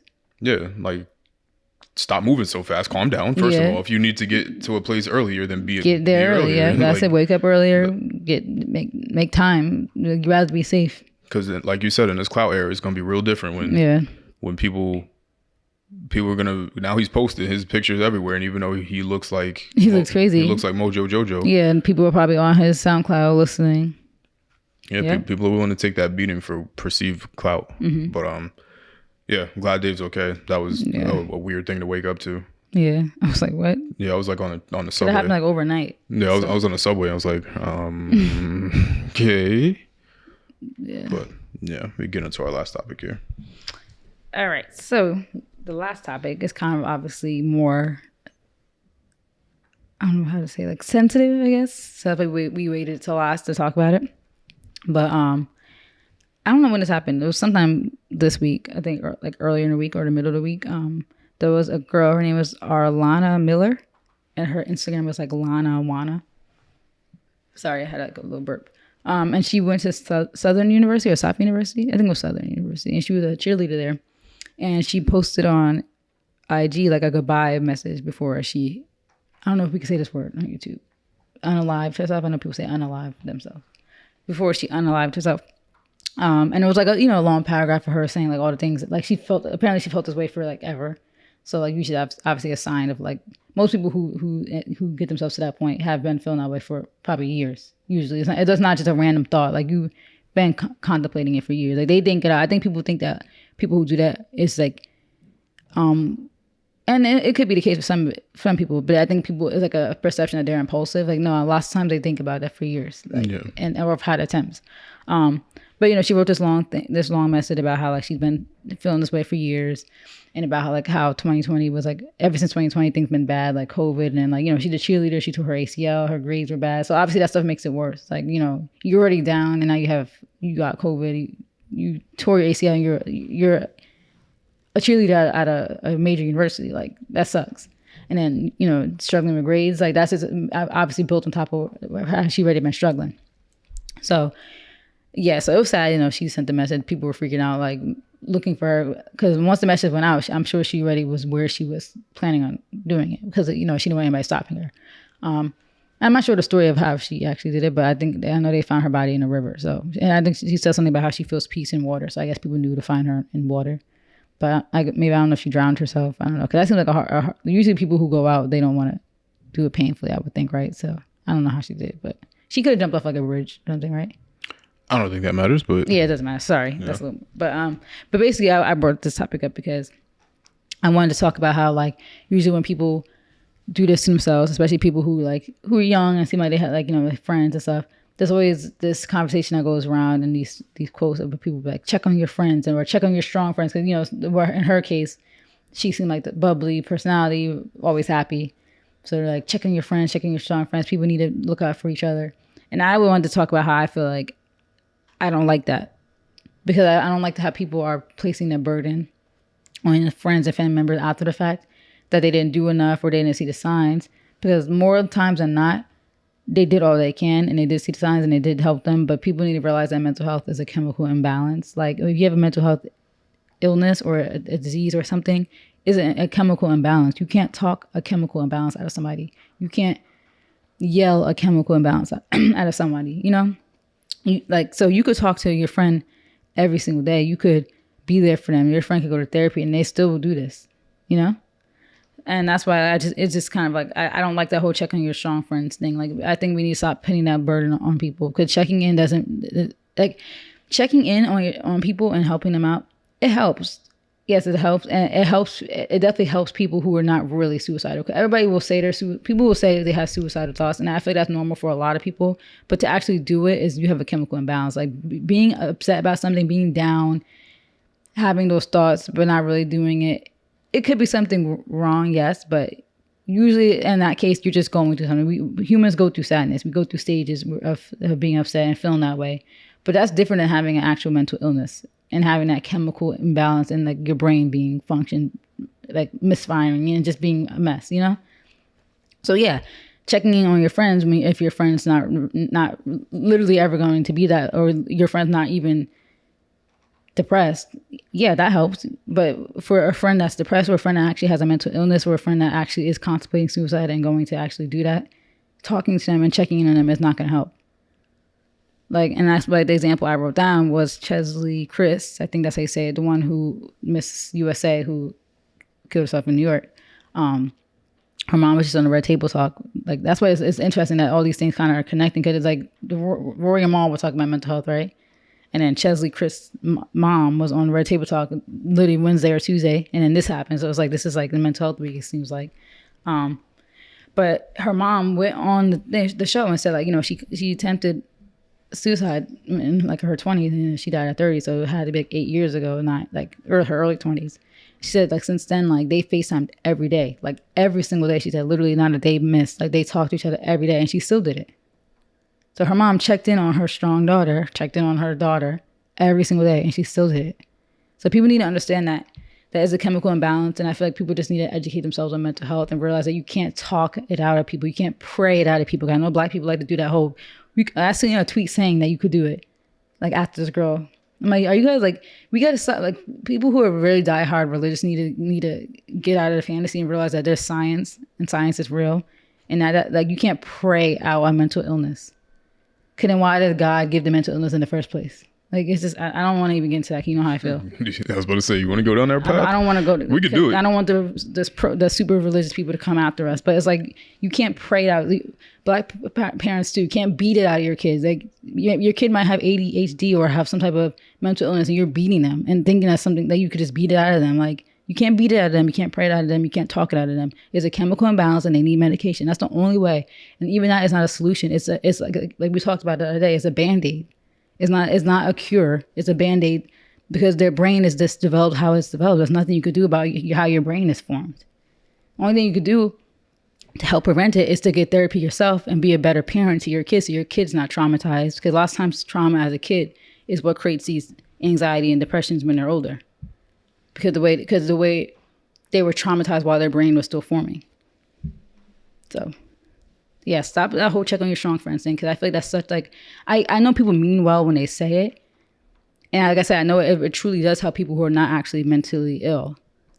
But the sentiment gets lost because a lot of people are just misinformed about mental health, and they need to realize that's not good enough. That's what a girl wrote in her paragraph. She's like, my friends did what they could. Like, don't blame them. My brain is messed up. And I need to get out. I'm in pain. I'm in persistent sadness. I need to get out of this. Not Chesley said every night she cried herself to sleep. She would talk to her mom for hours, and she still hung up the phone with her mom after pretending that she was okay and cried herself to sleep every night. Like, it's more to it. Like, the best thing you could do for your friends and for your family members is to inform yourself about mental health and see what the ways that could really help them. You know? Yeah. So yeah, that was just a long rant. Let me see if she's not here yet. Okay, good. But yeah, I know because we were talking about this too, about how if we wanted to talk about this, like, we have obviously close interactions and like close experiences with mental health, like in our lives. You know, like for me to get personal, like I had a cousin that committed suicide himself, and who struggled with mental health illnesses. And not to critique my aunt and uncle, but you know, it's that perpetuation of the pray it out of them, beat it out of them, like yell out of them. And it didn't, like, you know, there was never any, I don't think my cousin even went to therapy. I don't think there's ever even an official diagnosis, you know, because there's just such this fear in our community of nothing's wrong with my child, you know. And I'm not trying to criticize them, but like, look what happened. Like, and it's sad. Like, it's really sad and it's very unfortunate. But like, I can't even tell you today what he had, like what his diagnosis was, because he never went for mental health evaluations. He never went to therapy. It was just yelled out at him. You know? So me having experiences and witnessing people in my life, especially close family members that deal with mental illness, you can't talk it out of them. There's nothing you could say. There's nothing you can say. They need medication. So I'm gonna you give your 2 cents. Because on the whole, check on your strong friends. Check on your friends. No, you took all my points that I said off mic, so I really don't have anything additional to add outside of that. But yeah, you really did take all my points. But yeah, I think that the religious thing, I think that, yeah, it's tough for me to give my opinions on this, because it's okay for me to talk about this off mic, but like a lot of my opinions on this, I'm just not really interested in sharing, to be honest with you. But I think for religion specifically, I think that some people need religion and I think other people don't. I think that religion is a great way for people that have had a lot of misfortunes, or they struggle, they feel like they need something powerful, a powerful force. And this is not me stating my religion or that I'm atheist or whatever. I'm not stating anything. I just think that religion is important for those reasons. It gives people a reason to hope. It gives hope, yep. It gives people a reason to think that their family members gone to a better place, and all of that helps people. It gives them like answers. Yeah, it eases people's mind, and I don't think that that's a bad thing at all. But where it does get not contradictory, where it does get dangerous, actually is the right word, is in these sorts of situations where people believe that they can pray something, where they don't believe the science, like it's what it is. Like there's really nothing that people can do. You won't be able to ever pray. And you know, praying to me is no different than hoping. I think those are two different things. I mean, two things in the same. Like when people say they're praying, really, I think that they're just they're really doing is that they're hoping that this person ends up being okay, not necessarily that there's this prayer is a message that's going to be received by anyone. And again, that's not me saying being, you know, atheist or anything. I mean, some of them do believe that though. Yeah, I know that's like usually the common thought is that praying is going to be delivering a message, and then this is going to change. It's just going to magically change. And that can be true still. But at the end of the day, the realistic thing, like the thing that's actually 100% true that we know for a fact, because you could pray somewhere, pray to somebody, and then things end up being okay. Yeah. We don't know if that actually is because of it, if it's correlated or if it's just coincident. Yeah, but we know for a fact that this person is depressed because their serotonin levels in their brain like it's like science, like something got affected when they were developing. When their brain was developing, they had a traumatic experience and that forever affected them. And PTSD. Yeah. Someone went to war and they came back. That's science. That's fact. That's not religious. That's not theory. That's facts. And you can't pray it out of them. Like you said, it's dangerous. Like, you know how many, like, there's probably so many stories of families that were like super religious like that and thought they could pray it out of them, and then end up in turn that person killed them and the whole family. Like there's so many. I think that happened recently. A guy killed his whole family at a church too. They were at a church, and I don't know if that was mental illness related, but it's like, you know, it's just kind of like that. You killed yourself and your whole family because I'm sure if you do that, you mentally something's wrong. Right. And it's like, God, let's pray it out of him. Like he'll be all right. Pray it out of them. Like, that's so dangerous, and all you do is cause more pain for people around you and for them. You have to, in certain things, see like that this is science, this is real, this is medication that fixes the serotonin levels. There's medications that do that and balances out. Yeah. So dangerous.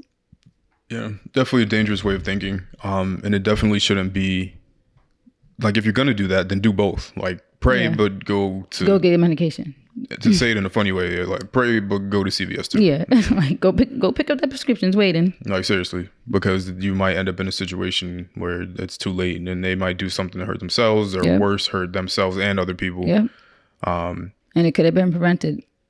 And we're not talking about this situation specifically, but just in general, like, don't rely on just talking to air realistically, as far as honestly, we know. Yeah, as far as we know, because there's no proof that it's not and that's where real, I fall. And there's no proof that it is real. So. I fall on fact, and that's it. What I know, too. What I can see. I speak on what we on tangibles. Yeah, what I specifically know. Mm-hmm.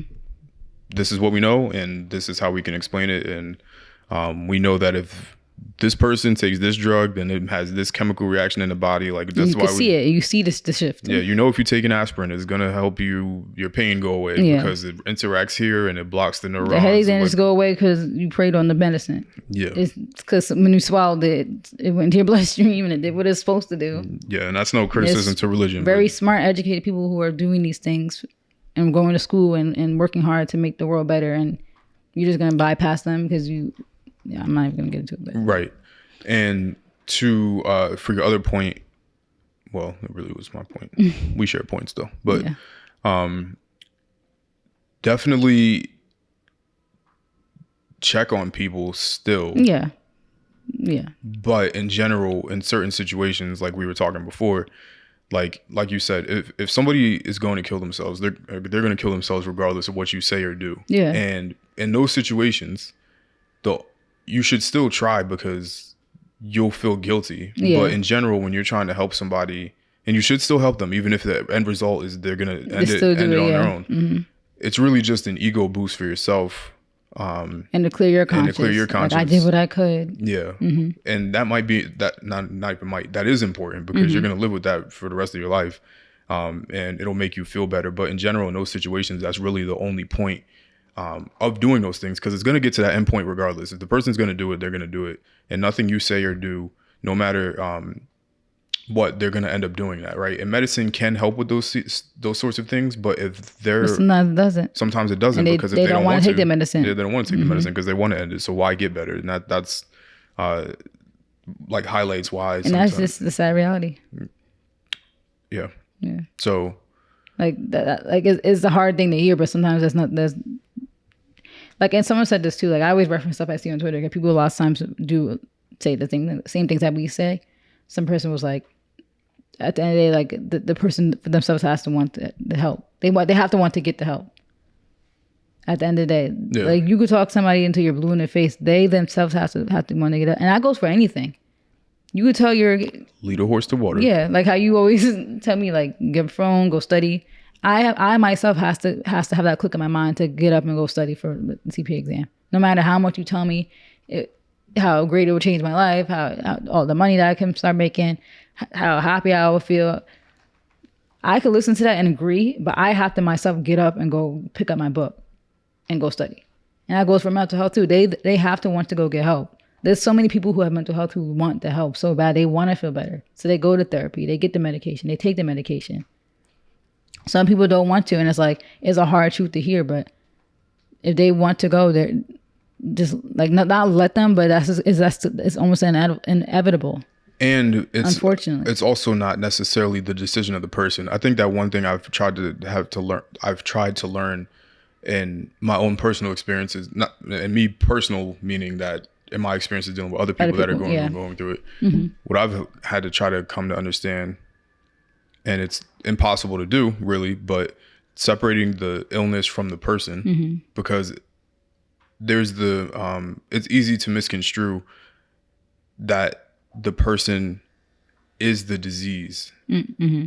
Whereas you have to look at it separately. If the person doesn't want to get help, it's not the person themselves that doesn't want to get help. It's the disease that's making the person not want to get help. Yep. And you have to separate those things. So you can't, like you said, you can't yell it out of them. You can't talk it out of them, because it's not the person that you're talking to. You're talking to a literal. If you put it into a test tube, it would be like. Yeah, you yelling at the test tube. Yeah, it's like if you cut the cancer out of the body and then you start yelling at the blob of cancer, like get out. Stop. Yeah, it's like the same thing. There's nothing you could do about it. It's literally science. It's chemicals. It's nothing. And this is sad. And this is not to say, and I really, this is the reason why I didn't want to say this, because, or even really talk about this at all, to be completely honest with you, because I don't want anybody going through anything to listen to this and then do anything, because we're basically saying that there's no hope, because that's what we're doing. Yeah. So I actually wasn't gonna. That's why I didn't say anything while you were going, because no, there's definitely hope. That's why I like to bring up people, like, when you want to go get the help, there's definitely hope, because I've seen people who've gotten help and gotten better. You know, so there's definitely hope. I'm like, we're not saying that at all, that there's no hope. We just have to say you have to want it, and that's it. Like, you have to. No, but like what we just said, if you don't want it, it's not anything you can really control. I mean, I don't know. Some things are just the harsh reality, though. Like, it's sad. Like, a lot of things on this planet, in this life that we live, are just sad. They're just like, what's the word? Like, damned. It's nothing. Like, it's just sad, you know. I'm gonna say, so I clear my own conscience and protect myself. I'm just gonna say, I could be completely wrong about everything that I'm saying here too, because I'm not sitting there in the science in the lab and doing all these different things. We don't even really know how a lot of the brain really does work. We don't really even know DNA. We can't decode it. A lot of these different things. There's still a lot to learn. Yeah.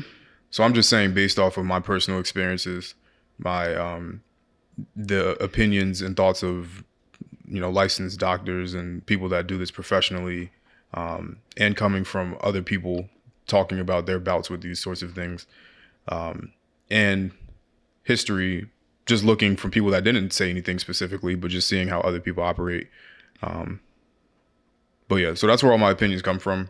And I am more than open to being wrong. Yeah. But like, obviously, like I said, things are still being learned and discovered every day. Like, I'm still learning myself. Like, I'm trying my best to inform myself about mental health and mental illnesses, because, you know, it's just good to know. Yeah. I just don't want to come across that, you know, to anybody that might be struggling, that there's no hope for them. That's really it. Yeah. But I just want to, but, you know, at the end of the day, yeah, there's cases like this. We'll just say that there's cases. And like Chesley, where the person themselves says, like, everybody tried everything and nothing works. Yeah.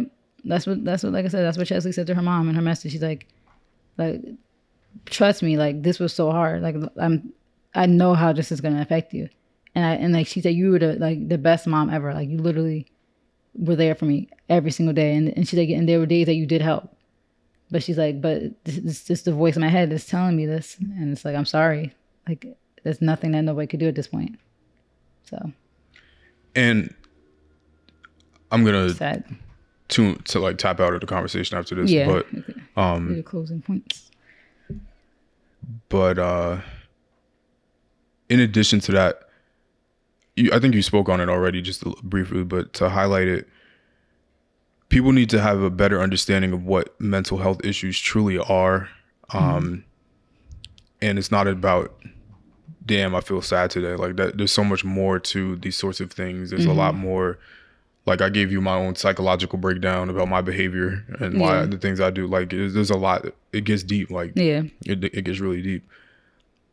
People need to have a better understanding of what those things are, because then they can potentially better help somebody. They'll sound less ignorant on the internet when they're saying stuff. Just go talk to somebody. Like, that, you know. That's actually a slap in the face to the people who suffer. Like, we saw that commercial that you showed me. Yeah. Like, that's actually a slap in the face to the people who suffered, to tell them, to tell their friends that they should just talk to them. Yeah. Like, I'll try to find a commercial so I could play it for you guys, but I'm sorry, I watch a lot of YouTube videos, so my history is kind of crazy. But basically, there's this commercial where here, I found it here, but it's for context.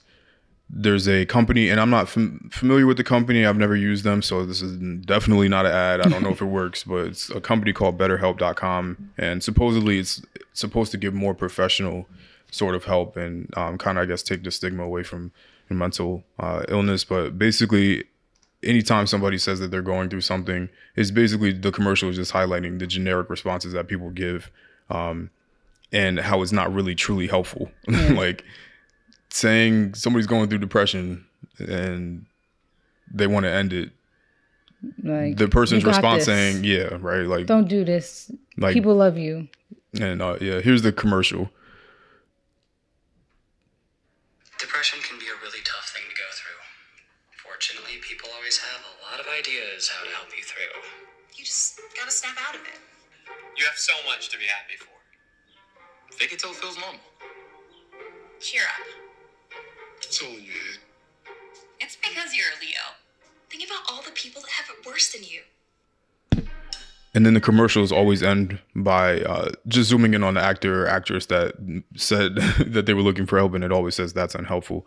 But talking to your friends, even if it's more in depth than just what this surface level conversation was, it might not necessarily help. But you know, if people are going through things, really try to understand what they're going through.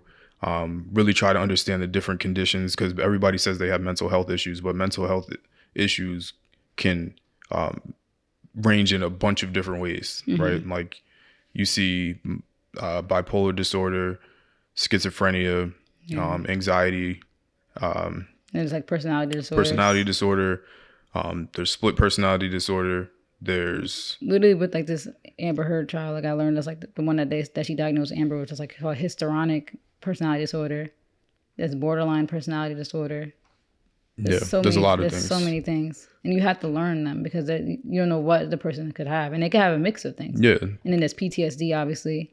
There's a significant amount, and I just think that people should just be more informed, because while people are trying to be helpful, I guess, or if they're just trying to be one of those social media activists and just to act like they're, say the buzzwords mental health and women's rights and all these different things, if they're going to be one of those people, then at least fight the fight the right way and inform yourself about what these things truly mean, how it actually impacts people, that when people have certain illnesses that they're literally hearing voices in their head telling them to do bad things. It's an illness, the same way that you have a physical illness. It's an illness, and people need to look at it like that. But we talked about this a while ago about how it's for me, I get it because I've had to live through it. So for me, I have a different kind of understanding than a normal person would. Yeah. But people that have mental illness have a different reality than people that don't suffer from it as much. They see things differently. They literally see and process things. They see somebody standing over there in a corner, and because but for people that don't go through those things, because they don't go through it, I don't think that people really understand what this whole thing call really them is. Crazy.